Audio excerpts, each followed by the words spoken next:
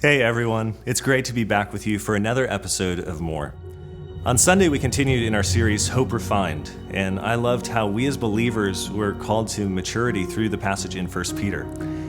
We aren't meant to stay in the same place or to be stagnant in our faith, but to grow into what God has for us. I love that last verse from Cody's message, chapter 2, verse 3, that we covered on Sunday.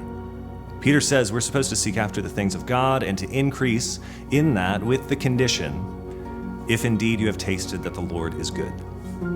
If God has and therefore continues to do something in us, then the result is that we continue to pursue Him and mature in our faith. Just like we mature throughout our lives, from children to teenagers to adults, and as adults continue to develop, we're to do that in our faith. God doesn't want us to just phone it in or check the box, but to grow toward Him, if indeed you have tasted that the Lord is good. When that happens, we want to go further. When we experience the work of God, we want to take another step, and we experience it there, and we take another step, and it keeps going. After your first taste, you want another because it's so fulfilling and satisfying. That's how we're meant to live.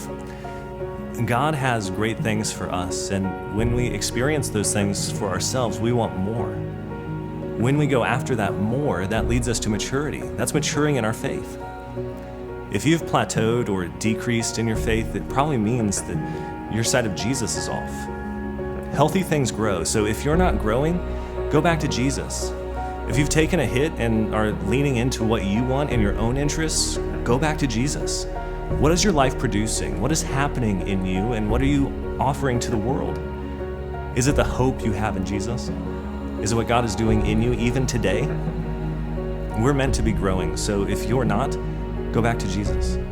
If you need to talk, I'd love for you to use the info on your screen to let me know.